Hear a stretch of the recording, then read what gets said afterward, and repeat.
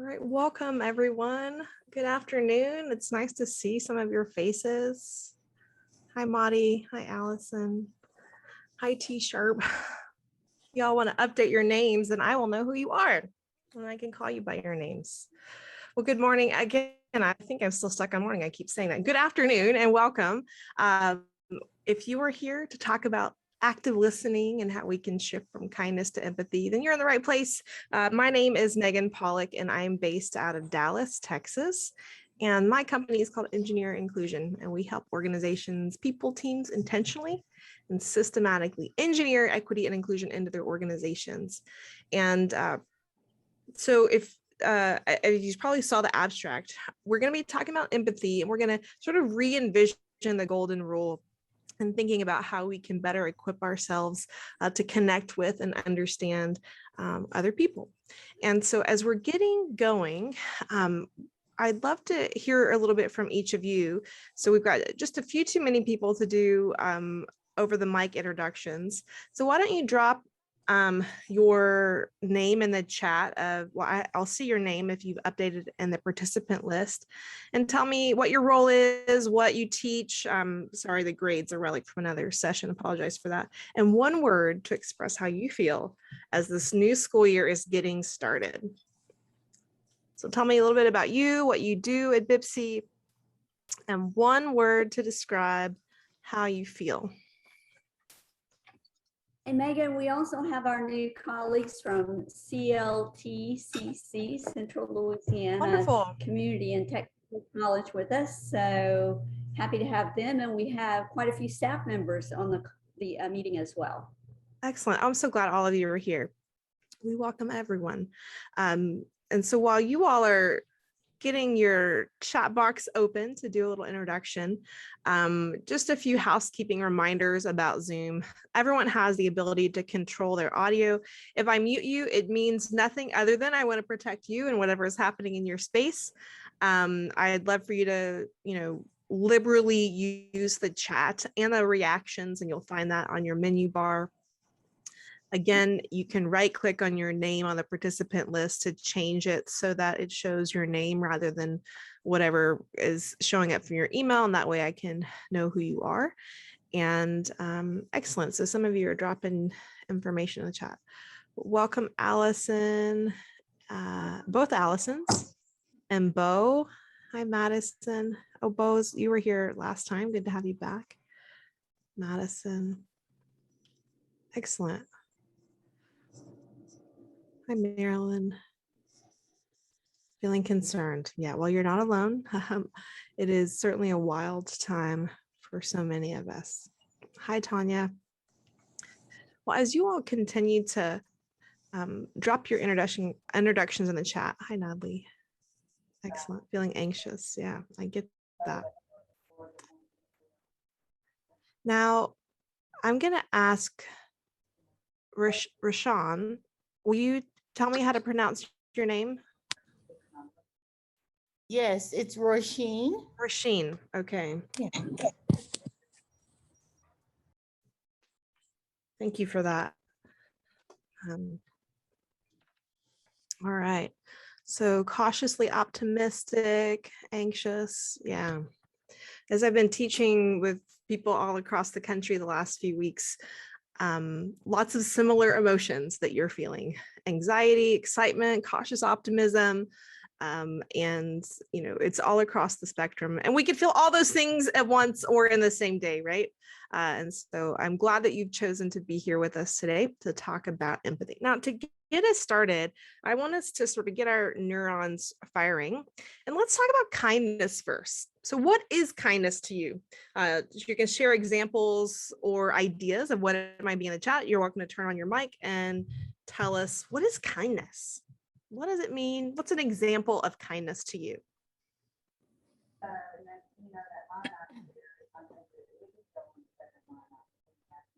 What do you think of when you think of kindness? What does it mean?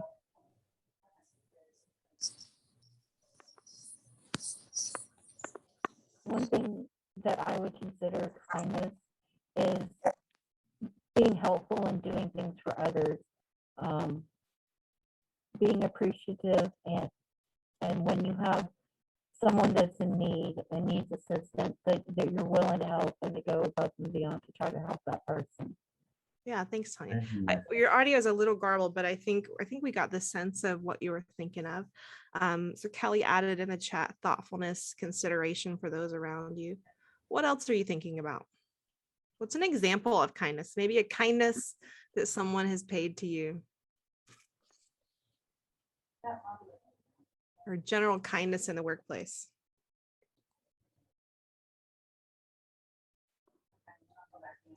Selfless giving.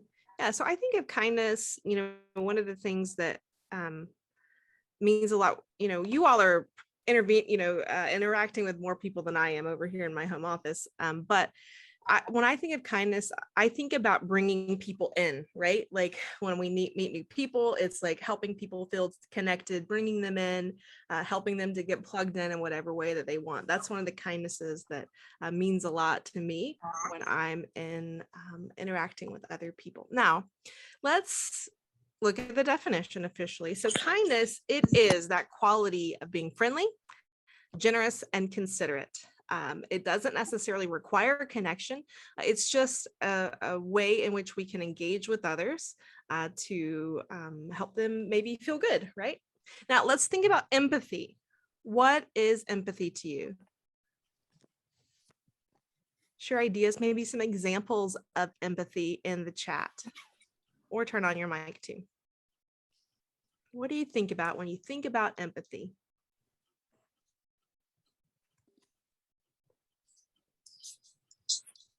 What comes to mind?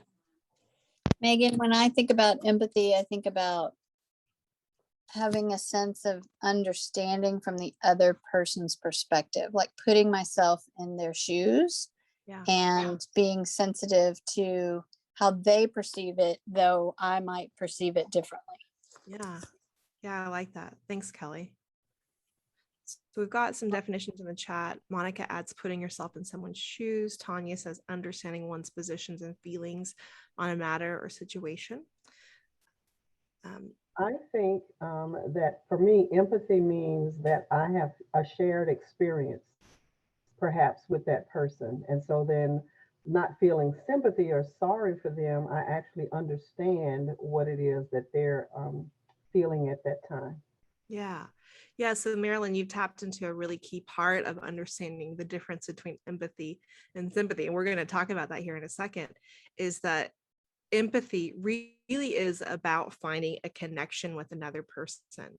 And so it's that ability to understand and share the feelings of another person. So it's that effort to relate, right? It's the effort to connect your experience with someone else so that you can really feel what they're feeling. It's absolutely connecting to the emotion that another person is experiencing, and not necessarily their experience though. So you may not have had to walk the same thing, but if you can feel what they're feeling as a result of their experience, that again is empathy. So Maudie added in the chat, so empathy also includes extending grace towards other people when they're having a difficult time. Yeah, so I think to be able to have grace for people when they're having a difficult time, we have to practice empathy, right? To some degree of understanding that what someone might be experiencing, we have all surely at some point been at a point where we're stressed or overwhelmed, or we've got so many plates that we're juggling, and we can feel what that feels like, and that allows us to give people a little bit more grace in those situations. And so again, empathy is that ability to connect with, understand, and share the feelings of another person. So now Marilyn already started us thinking about this, but what is the difference between empathy and sympathy? What does it feel like when you're talking with someone and they are sympathetic versus empathetic? What feels different? Adrian Small. I would think that the difference between empathy and sympathy is that empathy is looking eye to eye and sympathy is looking down. Yeah, that's great. We're going to watch a short video here in a second, and it's going to show just that. Thanks, Kelly. So Monica adds in the chat, almost like they feel sorry for you. Yeah, I think sympathy sometimes reminds me of like the little let me get out my tiny little violin, that sort of scenario of like, yeah, I feel sorry for you, but kind of thing. It's not connecting to the other person. And how many of you have experienced when someone gives you somewhat inauthentic sympathy? Maybe they even mean well, right? Like maybe they mean well, but it just comes off as gross and it does not make you feel better based on their efforts. Has anyone ever experienced that? What does that feel like? So empathy, and this is driving from Dr. Brene Brown's work. So she says that empathy fuels, what was the typo there? Empathy fuels connection and sympathy drives disconnection.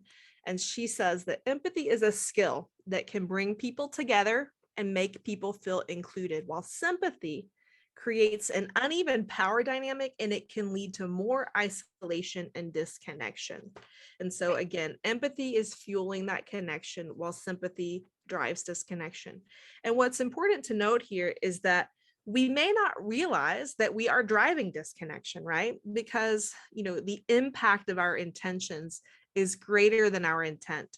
So even if we intended to connect, sometimes when you're trying to connect with someone, if the experience that you're trying to maybe try to be empathetic for, and it comes off as sort of a, you know, inauthentic, sympathetic kind of statement, it often means that it could be triggering something in you, right? In your own lived experience that doesn't allow you to connect with it, but it can sort of trigger a past experience that, you know, brings up something from your childhood of remembering like,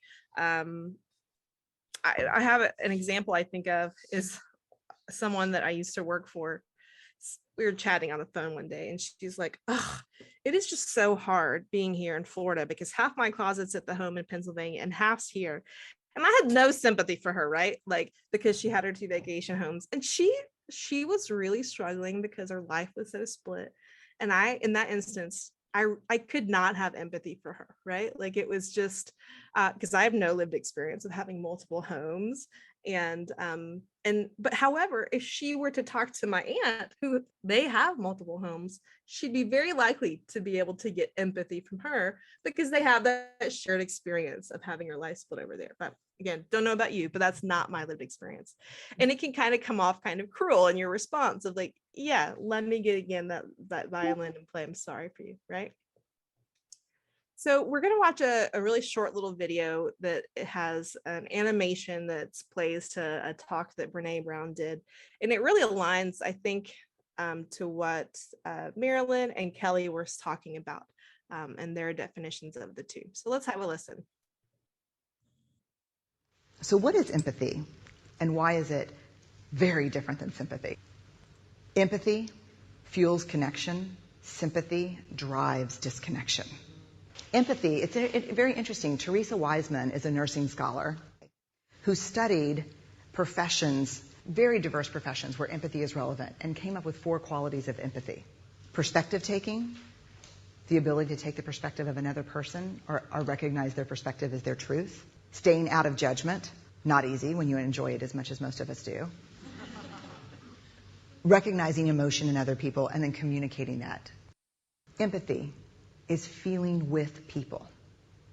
And to me, I always think of empathy as this kind of sacred space when someone's kind of in a deep hole and they shout out from the bottom and they say, I'm stuck, it's dark, I'm overwhelmed. And then we look and we say, hey, you can climb down. I know what it's like down here, and you're not alone. Sympathy is, ooh, it's bad, no. You want a sandwich? Empathy is a choice, and it's a vulnerable choice, because in order to connect with you, I have to connect with something in myself that knows that feeling. Rarely, if ever, does an empathic response begin with at least. Yeah. And we do it all the time. Because you know what? Someone just shared something with us that's incredibly painful, and we're trying to silver lining it. I don't think that's a verb, but I'm using it as one. We're trying to put the silver lining around it. So I had a miscarriage. Oh, at least you know you can get pregnant. I think my marriage is falling apart. At least you have a marriage. John's getting kicked out of school. At least Sarah is an A student. But one of the things we do sometimes in the face of very difficult conversations is we try to make things better. If I share something with you that's very difficult, I'd rather you say, I don't even know what to say right now. I'm just so glad you told me. Because the truth is, rarely can a response make something better. What makes something better is connection.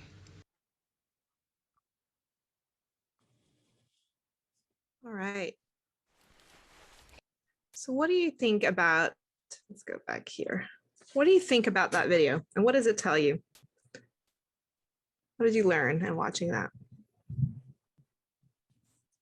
I definitely don't want to be sympathy driven. Yeah. Seems awful. Yeah. Yeah. Thanks, Kelly. I don't either. What else? I think sometimes I think I'm being empathetic when I'm being sympathetic. Mm-hmm. Unintentionally, but that's the way it's coming across. Yeah. Yeah. And again, so often you're right, it's unintentional. Thanks, Marilyn. What else? I wanted to say that I find that kind of at least word really a really helpful cue. Like I found myself writing text messages that start at least and then being like, oh, no, this is like not the empathy that I want to be sharing right now, and like deleting it and reframing my thoughts. So I think that is a helpful word to consider.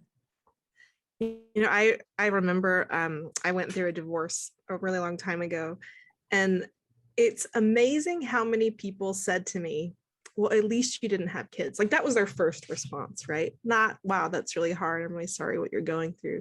But like, that was what everyone had to say. Well, at least you didn't have kids. And that's a great example of sympathy, right? Like there's no connection in it. There's no attempt to make you feel any better in that situation. And, you know, the effort to sort of silver line thing, all of us can be guilty of that. How many of you use the little reactions on your toolbar? Raise your hand or do a thumbs up if you have a tendency to be a problem solver when people talk to you. Anybody else a problem solver? Yeah, I'm getting some thumbs up there, right? And you know, one of the things that we can practice when we're talking with people is if they're sharing something with us, we can ask, do you want me to problem solve this for you, or do you want me to listen, right? And that helps you know which mode that you need to be in, because a lot of times people don't need you to solve their problems. They just need to be heard and they need to feel heard, right? And so let's talk a little bit about the 4 qualities of empathy that that Dr. Brene Brown mentioned in the video from Teresa Wiseman. And so the first is perspective taking. What do you think that means to you? What does it mean to be perspective taking?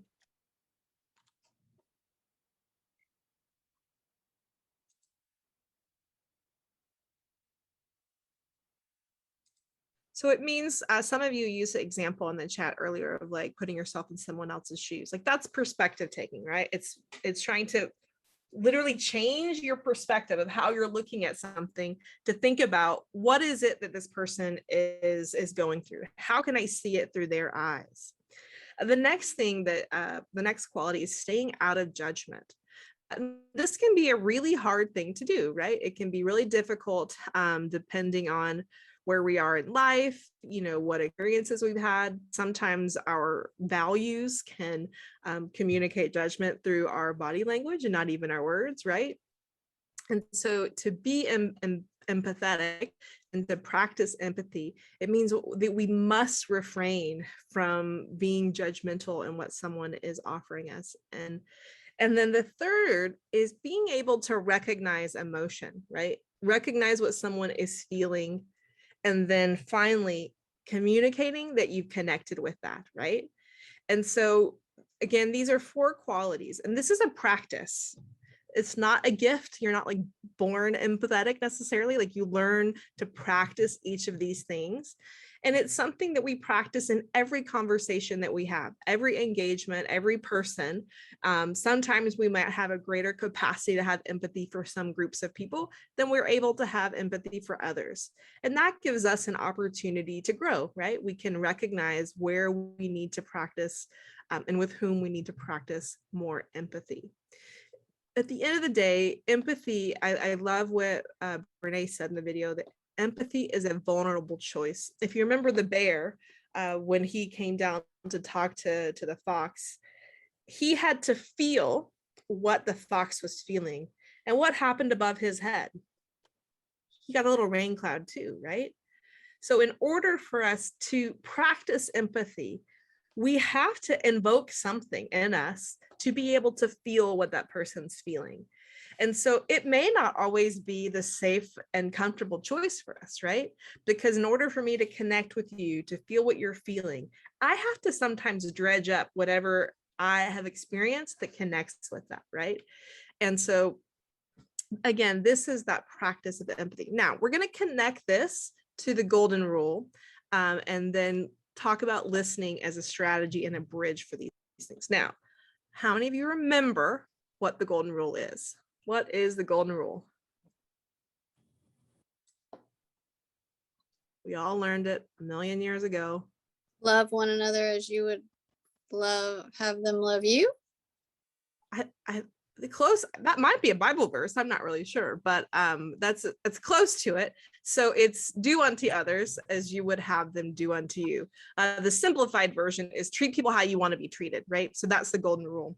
Yeah. And so what I want to offer to you is the platinum rule. And I'm not the creator of this, someone else came up with this, but what do you think the platinum rule might be? Like if it's the next level up from gold, if it's an even better rule, what might the platinum rule be? Who's heard of this?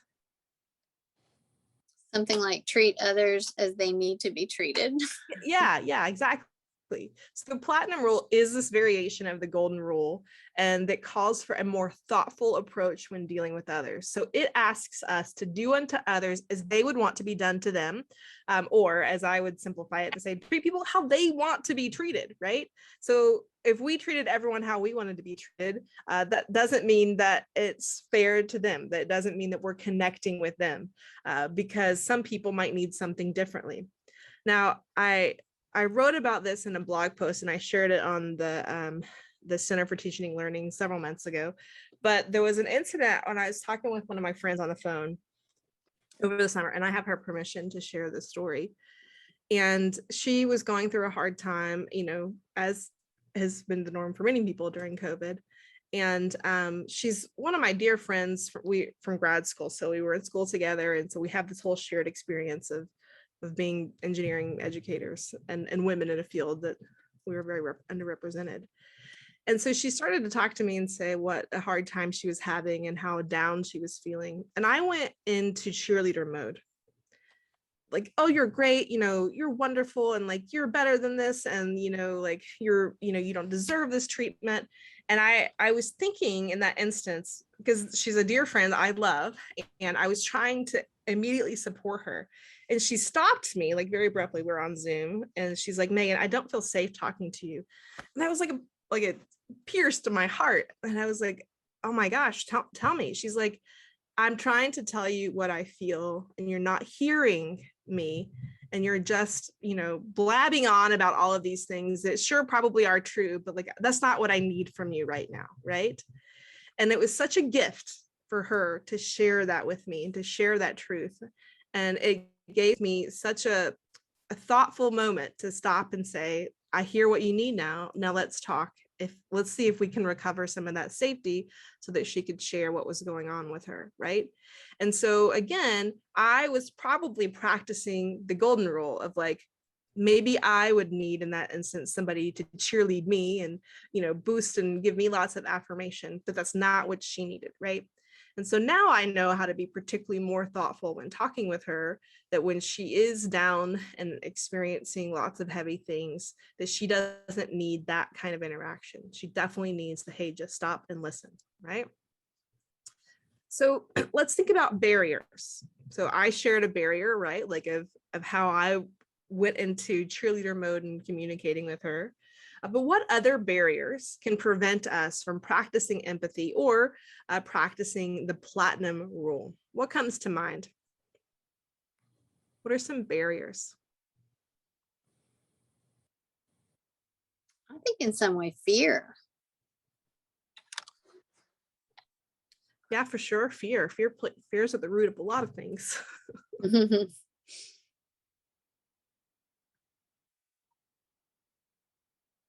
When we think about some of the challenges that we're facing along social lines around different intersecting identities, a lot of times it is fear that's rooted in that. It's a fear of not understanding other people. It's a fear of not knowing how to react, not knowing how to connect with other people. And fear can absolutely be the root of that. So Teresa adds in the chat, a lack of self-awareness. Yeah. There's a book I love. I'm not sure if I taught this lesson to you all this past school year, but I can send you a recording. But one of the books I love is called Insight, How We're Not as Self-Aware as We Think We Are. And the book is by, oh my gosh, Tasha Eurich. She's one of my women that I really look up to. It's a great book. And I listen to it about once a year as a reminder to figure out how to be more self-aware. And at the heart of my work around diversity, equity, and inclusion, self-awareness is box number one. And it's a journey you're never out of. You're constantly increasing and expanding your own self-awareness. So the last chat in the box is thinking I know what is best. Thank you for sharing that, because I think a lot of us can relate to that, of thinking what we know is best, and that can be a barrier. Well, one of the barriers that we're going to talk about today is listening, right? So when we think about listening, there's a great quote by Stephen Covey. He says that most people do not listen with the intent to understand. They listen with the intent to reply. So read that again and think about that. Think about an example of, or different parts of your life, whether at work, at home, and your community organizations, how often we do not listen to understand. We listen getting ready to jump in our super intellectual reply. Does it happen to anyone? Rasheen says true. All right. Thank you for your honesty. Yes. Yeah. This can happen to all of us. And so the question that we want to offer here as we go into this part of the conversation is to question, am I listening? Who am I listening to? And how can I help others listen? How does my mindset, my worldview, and my biases filter what I hear, right?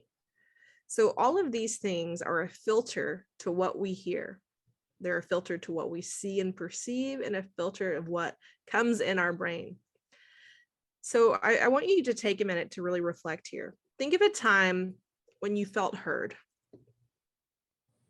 Think of a time when you felt heard. What was unique about that interaction that led you to like the other person, to feel like the other person truly listened to you? I'll drop the question in the chat. Think of a time when you felt heard. What was unique about that interaction that led you to feel like the other person truly listened to you? How did you feel as a result of being heard? Somebody turn on your mic and share an example with us.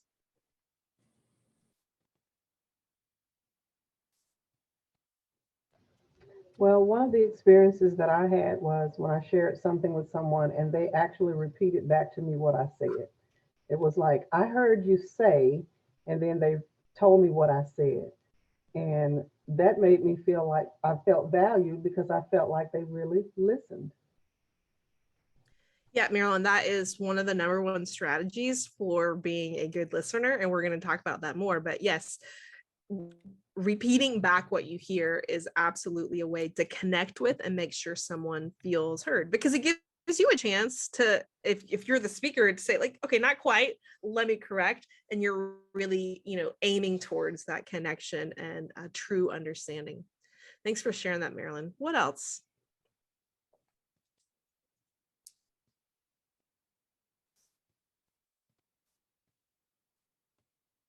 How does it feel to be heard?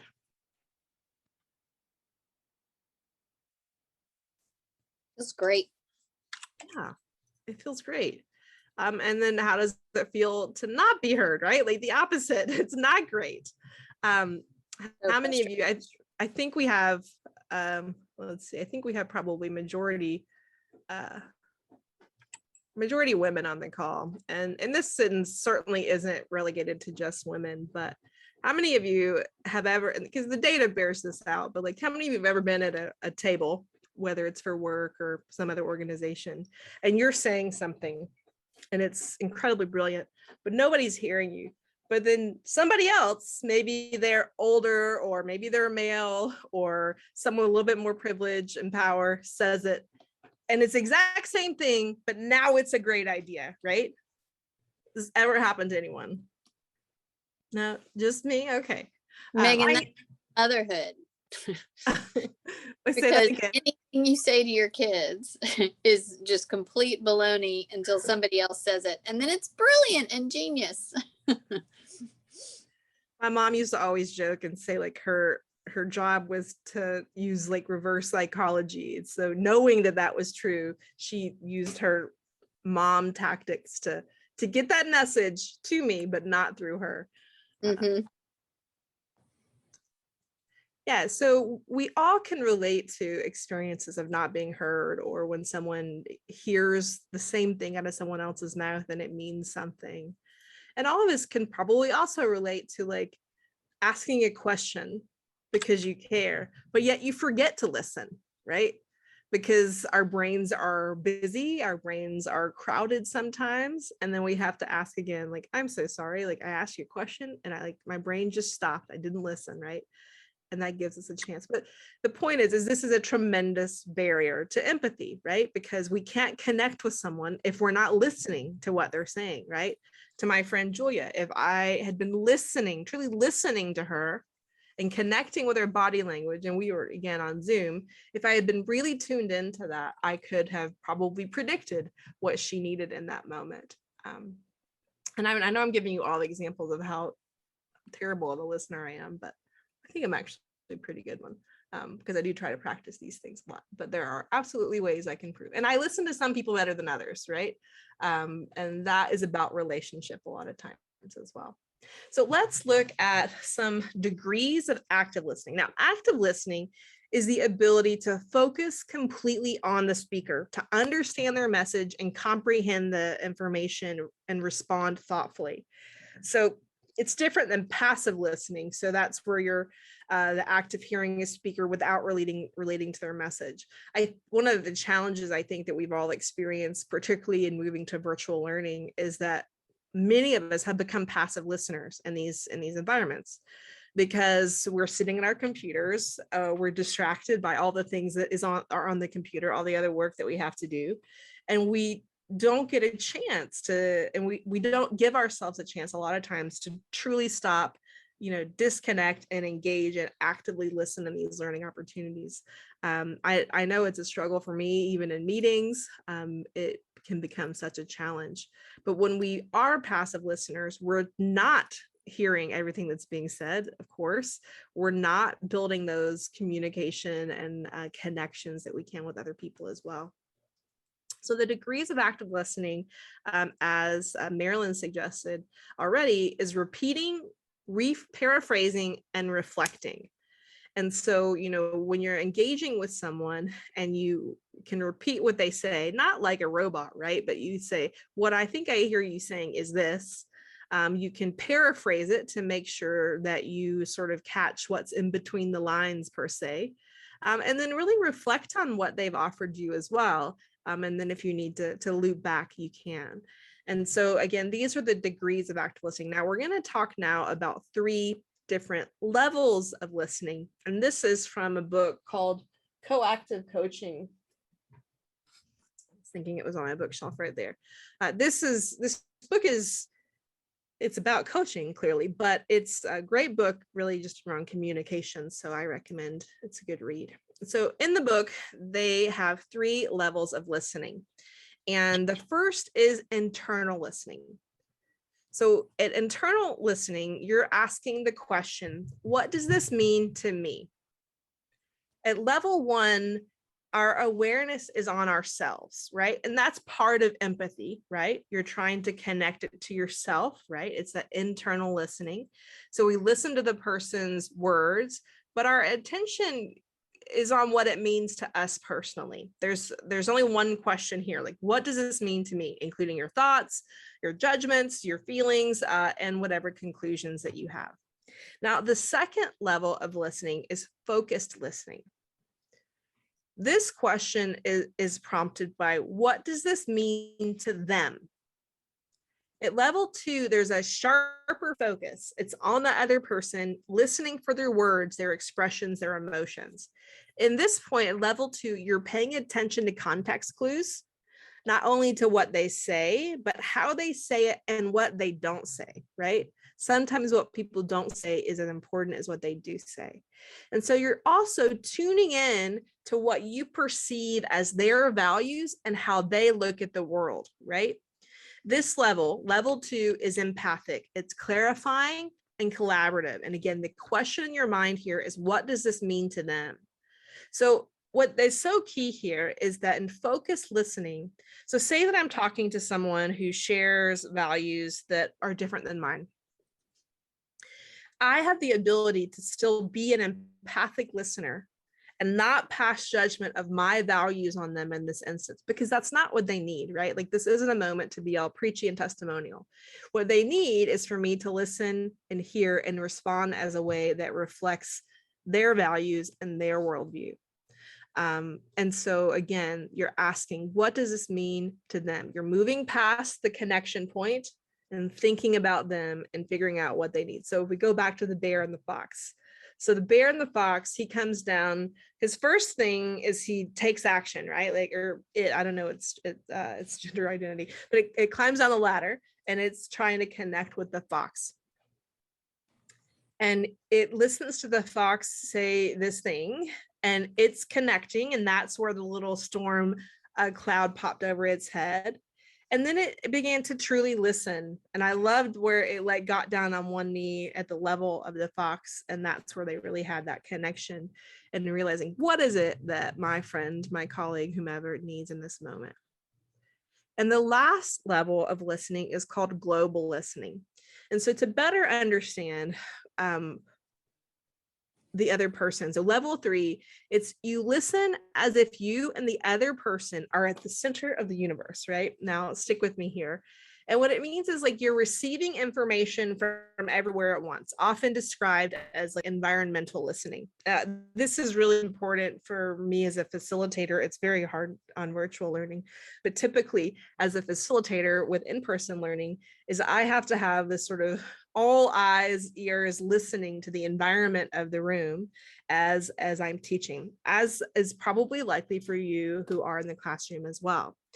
So the authors in the book, they describe this as like a force field sort of containing you, such that everything that you observe, that you see, you hear, you smell, you feel, it becomes like a type of hidden, like a hidden radio wave that you can tune into and receive. So at level 3, you're sensitive to what the other person's saying, and you're sensitive to the stimuli, that you're experiencing from this other person. So consider this like reading a room, monitoring how it changes in response to you. And like if you think about, a comedian or somebody who acts like a comedian, they come in and they got to read the room, right? Like if they're trying to make everybody laugh, you got to know the audience and know how you can lead them. If you drop a joke or if you drop a comment and you realize like, that's not the right for this audience, I got to change. I think about this sometimes because I teach all over the world, and not everyone understands all the different contexts. I'll never forget I was teaching a workshop to a bunch of students. I don't teach workshops for students that often, but this one's fun. It was on entrepreneurialism for students in career and technical education. And I was in New Mexico. And I was giving examples of how young people can practice entrepreneurialism. And I mentioned like a lawn mowing business. It was like 300 kids, and they're all looking at me like I'm nuts. And I'm very confused. And then I realized like they don't have lawns here. Like, and so it was outside their context of understanding. And so like in these instances, like you've got to read the room, you've got to have that global listening, because and put a bubble between you and the environment to really tap into your intuition and what you might be able to read. But in this, we also have to recognize that our intuition could be biased. And so again, the guiding question for level 3 is to understand better, what are all of the discernible elements telling me? Now, another way that we can help ourselves, there is an acronym called HEAR. And this is the HEAR strategy is originally, at least who I cite it as, by Donna Wilson and Marcus Conyers. And they help us recognize, the HEAR strategy helps us recognize and block out noise and truly devote attention to listening to one another. So this is a strategy for active listening and applying it. So it's a tool that you can use when you're trying to practice and develop your listening skills, to remember to hear, HEAR. So first, the first of the 4 steps in this handy acrostic is halt. Stop what you're doing. Clear your inner dialogue to give the speaker your attention. This is the moment when you're choosing to listen at level 2, right? So you're choosing to engage in this level 2, like I want to hear and I want to tune in. So engage, this is where you focus on the speaker. You're signaling to them that you are focused on what they're saying. And again, you're practicing level 2. And in both of these, you're sort of running back and forth between level 1 and level 2. What does this mean to me? What does this mean to them? Anticipate, this is where you listen with anticipation and expectation that you will likely learn something new and interesting. And this can, when you're practicing level 3 at this level, it can really help. Now, I have a friend who always says, listen as if you might be wrong. And I love that because it helps you really tune in, and instead of listening to reply, you're listening to really understand someone's view, to understand their experience. And then the 4th of the stage is to replay. And this is what Marilyn was talking about earlier and how good that felt. I think it was Marilyn in response to when someone repeated what someone said. So replay is to ensure understanding. So you replay a paraphrased analysis of the information that you have heard. And so it could be like, what I hear you saying is, followed by, is that right? You know, like some kind of clarifying statement or something similar. So take a look at this. Halt, engage, anticipate, and replay. What if we were able to use this and to move across the levels 1, 2, and 3 to actively engage in listening and then driving for empathy? What are your thoughts? How can we use these tools, these listening tools, to help us move from kindness to empathy?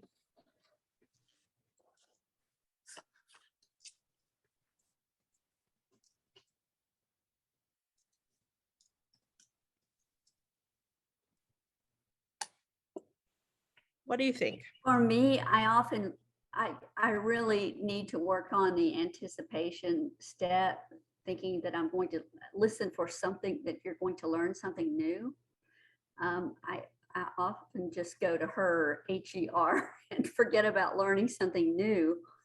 And that's so important. And that I think that really keeps us in, that really loops into the engagement itself. Yeah, exactly. Thanks, Allison. Sorry, the slide jumped on you there. What else? How can we use these tools to move from kindness to empathy? I put the question in the chat box. Well, I've also heard that attention is love, you know, so I mean, just to halt right? Just to even stop in this crazy busy world that we are in, and, you know, and really just prepare to receive is, I think, a step towards empathy. Yeah, absolutely. I don't get to see my family very often, but I remember when I was home, I don't know, a year or so ago, my nephew, who's 9, I was visiting my brother and his family at his house, and Stephen, my brother, was on his phone, and Bryson, like, he was hurt, right? Like, he was trying to engage his dad, and he called his dad out on, like, "Dad, put down your phone, like, be here, be present." And I think that that's something that many of us can relate to, right? Like, not being able and not intentionally trying to focus on our the people around us and show them that love and show them that attention. So Tammy, I appreciate your comment in the chat. I think truly putting ourselves in their shoes and to see where they are. Now, yes, and I think one of the things that I think about in this growth process, in order for us to put ourselves in other people's shoes and to see where they are, we have to do some things, right? We have to understand ourselves, right? And how we look at and move through the world, how our, experiences, our history, our identity filters what we see and receive. So that even when we put ourselves in someone's shoes, like, we're having to actively push ourselves outside of our own lived experiences. Yeah. And if we haven't been able to learn about different people and cultures and experiences, this can be really challenging. So it's part of this journey of becoming an empathic, active listener, is to constantly learn about other people, learn about cultures. And one of the biggest tools in this is to listen and ask great questions that allow us to learn more about people, and then hear what they say, right? So Megan, I take away from this acronym here, it's almost like a checkpoint for some of us who want to problem solve what someone is bringing to us, rather than follow this pattern of being a passive listener or active listener rather, because you want to jump ahead to, I'm already trying to think about what it is I'm going to say before you even finish saying before they finish saying what they're saying. So this is kind of like a checklist, like, wait, I've already jumped to anticipate, let me back up and halt and, listen to what they're actually saying. Yeah. Great application. Thanks, Marilyn.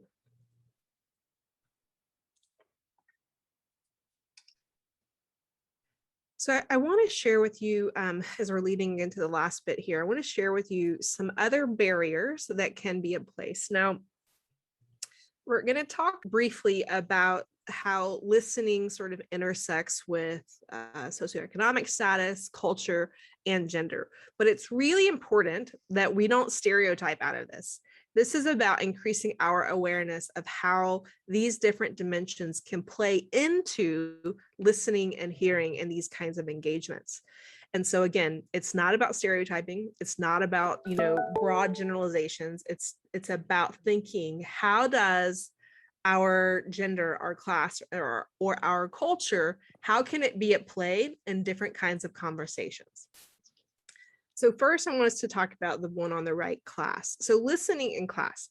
Research shows that people with a higher social status, so it means that your position, like in some kind of social hierarchy, this can mean, when we think about socioeconomic status, that's certainly one, but also our social status can be a function of the privilege that we have in the country, in our experiences or in our organizations.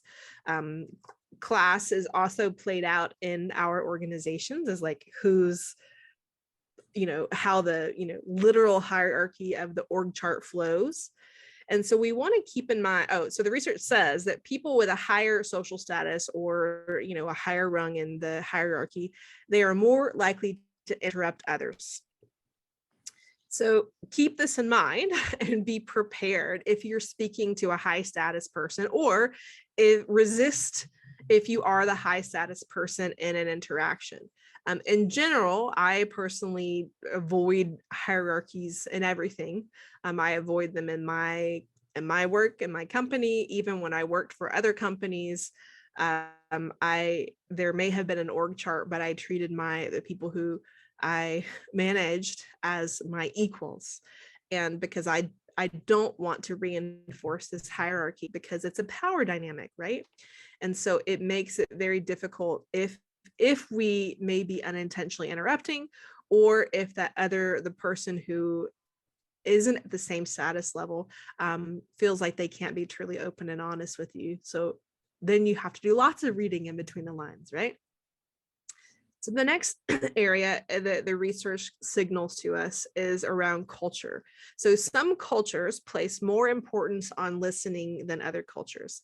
So in general, collectivist cultures tend to value listening more than individualistic cultures that are more speaker oriented. So the value placed on verbal and nonverbal meaning also varies by culture and influences how we listen. So a low context communication style is one in which much of the meaning generated within an interaction comes from the verbal communication rather than the nonverbal or contextual cues. So for example, again, from the research and broad generalizations, US Americans of European descent generally use low context communication style, while people from East Asian and Latin American cultures have a high context communication style. It doesn't mean one is better than the other. It's recognizing that people may communicate differently. I know when I travel abroad a lot, this kind of comes up, jokingly, like, you always know what the Americans feel, people say, because they will tell you, right? Whereas some other cultures are a lot less direct about how they feel. And so it's not that one is better than the other, it's recognizing the way in which we need to listen. So if we aren't listening globally, right? Remember, that's looking at all the cues that you can get from the space. We may miss some really key communication from people who have the high context, which means lots of nonverbal interactions in their communication style. And the last one I wanted to talk about is listening and gender. Now, there has been lots of gender stereotypes that have been perpetuated by popular books that are not based on science.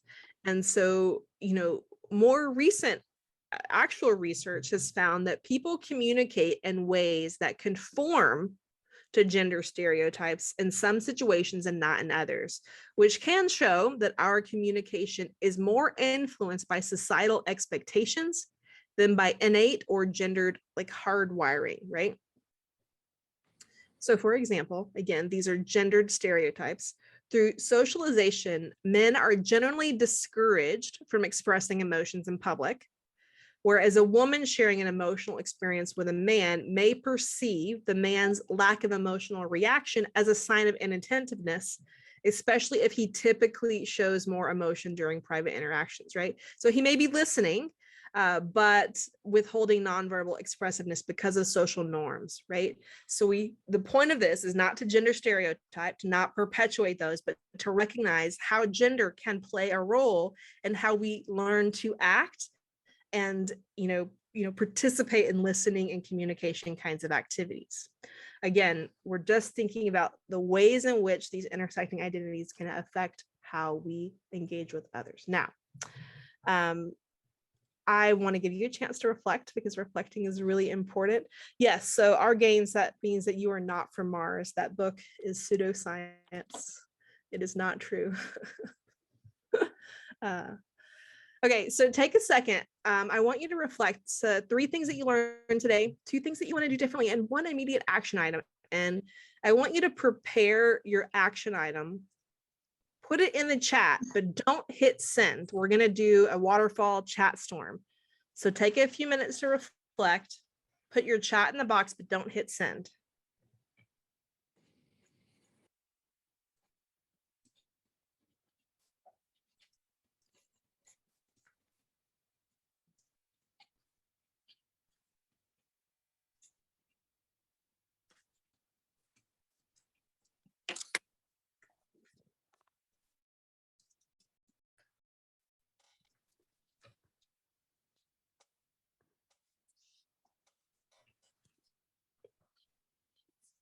Wait, don't hit send yet. Don't hit send yet. We're gonna do a waterfall where we hit send all at the same time. Thanks, Bo, for being right there with us.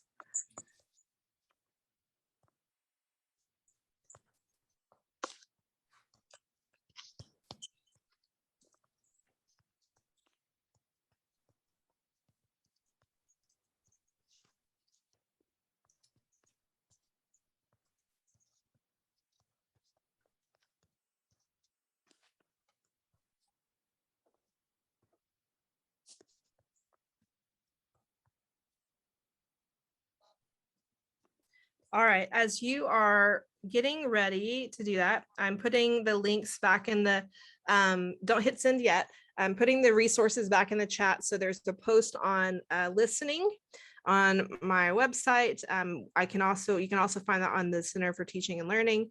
I also have another tool here on what is constructivist listening. This is a tool that you can use in your classrooms. There's another resource here on moving from debate to dialogue. And then the last link on there is I would love and value and appreciate your feedback of this session.